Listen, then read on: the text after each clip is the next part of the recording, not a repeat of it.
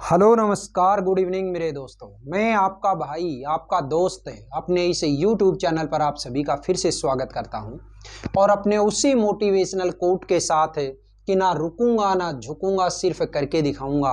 आज का हमारा ये जो टॉपिक चलने वाला है दोस्तों, इसके अंदर हम देखेंगे अपने फ्रेमिंग क्वेश्चन का जो पार्ट नंबर सेकंड है उस पार्ट नंबर सेकंड को देखिएगा। कल की हमारी जो क्लास थी उस क्लास के अंदर मैंने आप लोगों को इस फ्रेमिंग क्वेश्चन के बारे में बताया था कि फ्रेमिंग क्वेश्चन क्या होता है, कैसे हम इसको बनाते हैं और कौन सी इसकी टाइप होती है। मैंने कल आपको बताया कि आपको कोई भी एक स्टेटमेंट दिया हुआ होगा या फिर कोई भी एक आंसर दिया हुआ होगा और उस आंसर के अंदर से आपको क्वेश्चन क्रिएट करना है, क्वेश्चन को फ्रेम करना है। और क्वेश्चन फ्रेम करने के दो तरीके मैंने आपको बताए थे। सबसे पहला मेरा जो तरीका था उस तरीके के अंदर मैंने आपको क्या बोला था कि कोई भी क्वेश्चन अगर जो दे रखा है, कोई भी आंसर या स्टेटमेंट, उस स्टेटमेंट के अंदर अगर शुरुआत में यस या नो लगा हुआ है तो वो हमेशा किससे बनेगा, हेल्पिंग वर्ब से ही वो क्वेश्चन बनेगा। तो हेल्पिंग वर्ब से क्वेश्चन बनाने के लिए आपने क्या किया था कल कि सबसे पहले हमें देखनी है उस सेंटेंस के अंदर हेल्पिंग वर्ब क्या है। उस सेम हेल्पिंग वर्ब को आप आगे ले आओ। अब वो हेल्पिंग वर्ब लाने के बाद में आपने हेल्पिंग वर्ब के बाद में लगाया था सब्जेक्ट। तो सब्जेक्ट जो होता है उस सब्जेक्ट में केवल एक चीज याद रखनी है कि अगर यहाँ पे फर्स्ट पर्सन दे रखा है तो यहाँ पे उसको सेकंड पर्सन में कर दो और यहाँ पे सेकंड पर्सन दे रखा है तो यहाँ पे फर्स्ट पर्सन में कर दो। तो ये वाली चीज आपको ध्यान में रखनी है। इसके अलावा अगर मान लो उस सेंटेंस के अंदर हेल्पिंग वर्ब ना हो तो उसके अंदर मेन वर्ब होगी और मेन वर्ब अगर है तो उस मेन वर्ब की फर्स्ट फॉर्म अगर आती है तो आप डू लगा दो सबसे पहले, फिफ्थ फॉर्म आती है तो डज लगा दो और अगर सेकंड फॉर्म आती है तो डिड लगा दो। और डू डज और डिड के बाद आने वाली मेन वर्ब की हमेशा कैसी फॉर्म होती थी, फर्स्ट फॉर्म में होती थी। तो ये वाली जो चीजें होते हैं ये चीजें आपको कल मैंने बताई थी। आज इसी के साथ में फ्रेमिंग क्वेश्चन का जो पार्ट नंबर सेकंड है उसको देखिएगा। और मैंने कल भी आपको बोला था कि फ्रेमिंग क्वेश्चन का जो सेकंड पार्ट हम बनाते हैं वो किससे बनाते हैं, WH वर्ड से। याद रखिएगा जब भी आप WH वर्ड से कोई क्वेश्चन क्रिएट कर रहे हो तो सबसे पहले तो WH वर्ड आ जाएगा। अब इसकी WH वर्ड के बाद में क्या लगाओगे आप, हेल्पिंग वर्ब। हेल्पिंग वर्ब के बाद में क्या लगाओगे, सब्जेक्ट। सब्जेक्ट के बाद में मेन वर्ब और मेन वर्ब के बाद में ऑब्जेक्ट और लास्ट में क्वेश्चन मार्क। अगर ये स्ट्रक्चर आपको ध्यान है तो आप किसी भी दिए गए सेंटेंस को फ्रेमिंग क्वेश्चन के अंदर कन्वर्ट कर लोगे आराम से। अब देखिएगा, शुरुआत करते हैं हम एग्जाम्पल लेकर के। मैंने एक एग्जाम्पल दिया जैसे Ram is going to Jaipur. देखो ये मैंने एक यहाँ पे सेंटेंस दे रखा है, Ram is going to Jaipur. आप जब भी किसी सेंटेंस को इस तरीके से या किसी भी कोई ये जो आपको आंसर दे रखा है उस आंसर से अगर आप कोई क्वेश्चन फ्रेम करोगे तो आपको किस वर्ड से शुरू करना है, किस WH वर्ड से करना है, वो WH वर्ड यहाँ पे दिया हुआ होगा, वो आपको टेंशन नहीं लेनी। अगर अभी यहाँ पे हम बनाएं तो कई सारे तरीके हो सकते हैं। सबसे पहले तो मैंने ये बोला कि Ram is going to Jaipur, मतलब राम है वो जयपुर जा रहा है। अब किसी ने पूछा जयपुर कौन जा रहा है, ये क्वेश्चन बन सकता है, जयपुर कौन जा रहा है। तो जयपुर कौन जा रहा है तो सबसे पहले मुझे क्या लगाना पड़ेगा इसके अंदर, यहाँ पे कौन जा रहा है तो कौन का आंसर ढूंढने के लिए WH वर्ड क्या होगा, हु। तो यहाँ पे मैंने इसको जब आंसर के अंदर मैंने इस क्वेश्चन के अंदर कन्वर्ट किया तो इस क्वेश्चन के अंदर मैंने सबसे पहले क्या लगाया, हु लगाया। क्यों, WH वर्ड मेरा क्या है, हु।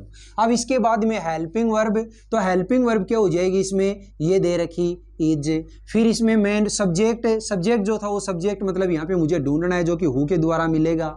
इसके बाद में मेन वर्ब, तो मेन वर्ब क्या है यहाँ की, गोइंग, तो ये लीजिए गोइंग। आगे का जो पार्ट दे रखा है वो यूं का यूं लिख दो, टू जयपुर।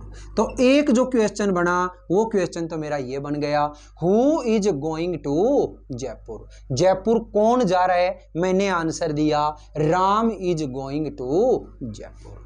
ठीक है।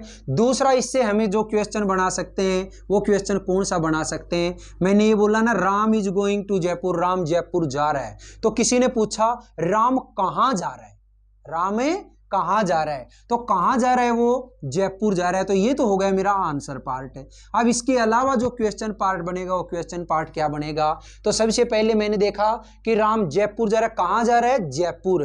तो कहाँ के लिए जो वर्ड होता है WH वर्ड है, वो WH वर्ड क्या लगाओगे, वेयर। ठीक है। इसके बाद में हेल्पिंग वर्ब ये रही इज, फिर इसके बाद में सब्जेक्ट ये रहा Ram.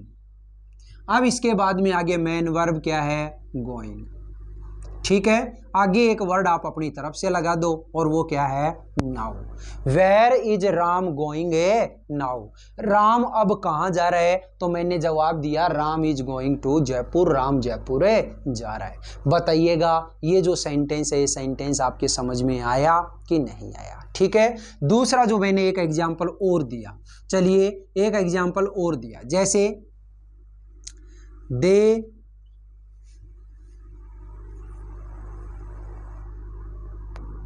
will come here tomorrow, they will come here tomorrow, वे यहाँ कल आएंगे। अब यहाँ पे जो क्वेश्चन है, एक क्वेश्चन मुझे यहाँ पे जब भी मतलब ये क्वेश्चन है, इस क्वेश्चन ये आंसर जो मैंने दिया, तो इसका क्वेश्चन किसी ने क्या पूछा होगा, वो ही सेम दो तरीके हो सकते हैं। यहाँ पे भी ये जो दो तरीके हैं, वो दो तरीके के अंदर, जैसे कब किसी ने ये पूछ लिया कि कल कौन आ रहा है, तो कौन के लिए तो क्या हो जाएगा, हु। तो यहाँ पे इस क्वेश्चन को जब आप बनाओगे तो इसका क्वेश्चन क्या बनेगा, एक तो हु से बन गया, who will come here tomorrow, एक तो ये बन गया, who will come here tomorrow, कल यहां कौन आएगा, मैंने जवाब दिया they will come here tomorrow, वे कल यहां आएंगे। ठीक है। यहाँ किसी का नाम भी हो सकता है, कोई बड़ी चीज नहीं है। ठीक है। Ram will come here tomorrow, Sita will come here tomorrow, नाम भी हो सकता है किसी का। अब दूसरा जो इससे क्वेश्चन बना वो किससे क्या बना, देखो, they will come here tomorrow, वे यहाँ कल आएंगे। मैंने किसी से पूछा था तो वो सामने वाले ने जवाब दिया वे यहाँ कल आएंगे। मैंने क्या पूछा होगा, वे यहाँ कब आएंगे, और कब के लिए जो आंसर मिला वो मुझे क्या मिला कि वो यहाँ कल आएंगे। और जब भी आप कब के लिए कोई क्वेश्चन पूछ रहे होते हैं तो WH वर्ड क्या होता है साथियों, व्हेन। तो ये लीजिएगा व्हेन, सबसे पहले लगा दिया WH वर्ड। इसके बाद हेल्पिंग वर्ब क्या है, यहाँ पे विल लगा दो। इसके बाद में सब्जेक्ट, तो सब्जेक्ट क्या है इसमें, दे लगा दो। इसके बाद में मेन वर्ब, तो मेन वर्ब ये रही कम, और आगे का जो पार्ट है वो लगा दो यू का यू। ठीक है। When will they come here, वे यहाँ कब आएंगे, तो सामने वाले ने जवाब दिया they will come here tomorrow, वे यहाँ कल आएंगे। ठीक है। और देखते हैं एक क्वेश्चन, मैंने एक क्वेश्चन और बनाया, देखिएगा कैसे। एक दिया मैंने क्वेश्चन, देर आर अबाउट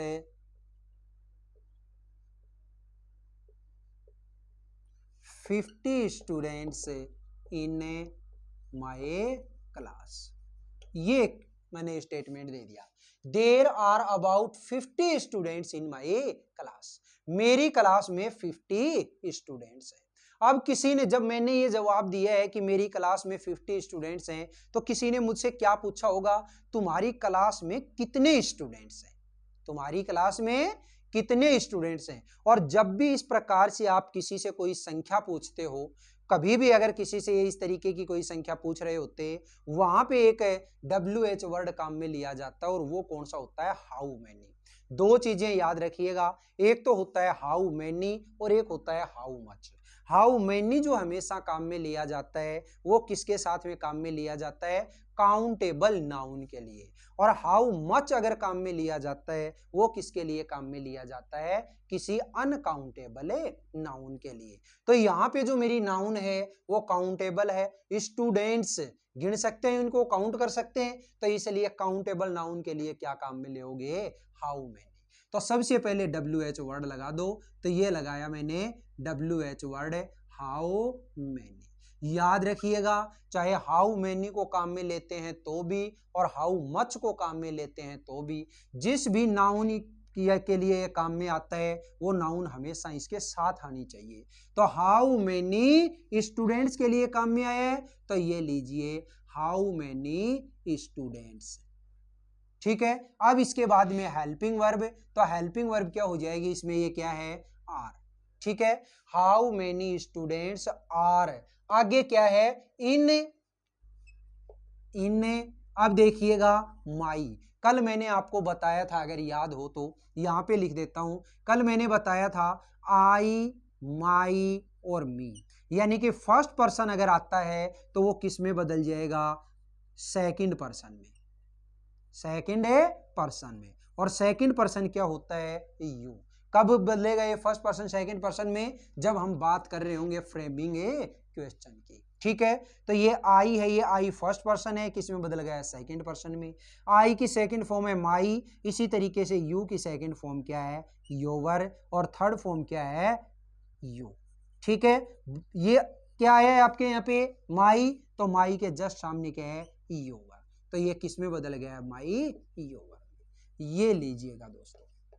ठीक है, how many students are in your class.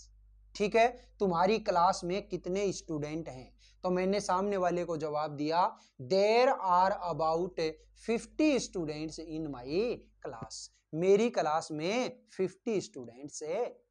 ठीक है, तो बताइएगा, आज की ये जो क्लास थी इसमें केवल मैंने आप लोगों को समझाने के लिए फ्रेमिंग क्वेश्चन के 3 क्वेश्चन आपको करवाए, लेकिन बड़े डिटेल के अंदर करवाए। ठीक है, हर चीज आपको बिल्कुल अच्छे तरीके से बताइए कि किस तरीके से ये क्वेश्चन आप कर सकते हैं। अगर आप कहेंगे तो एक क्लास स्पेशल इसके लिए हम जो भी प्रैक्टिस है उस प्रैक्टिस को लेकर के आएंगे। अगर आपको अच्छा लगे तो आप बताइएगा कमेंट बॉक्स के अंदर, ये जो क्लास है ये क्लास आपको कैसी लगी। अगर वाकई में ये क्लास आपको अच्छी लगती है और बहुत हेल्पफुल लगती है तो इस क्लास को आप ज़्यादा से ज़्यादा लाइक करिएगा, शेयर करिएगा, कमेंट बॉक्स में कमेंट करके ज़रूर बताइएगा। और अपने इस चैनल को अगर आपने अभी तक सब्सक्राइब नहीं किया है तो प्लीज़ इसे सब्सक्राइब करके पास वाले बेल आइकन को जरूर प्रेस करिएगा। फिर मिलेंगे अपन अगले वीडियो में, तब तक के लिए आप हंसते रहिए, मुस्कुराते रहिए और बहुत शानदार तरीके से अपनी इन क्लासेज का आनंद लेते रहिए। All the best, see you again next time.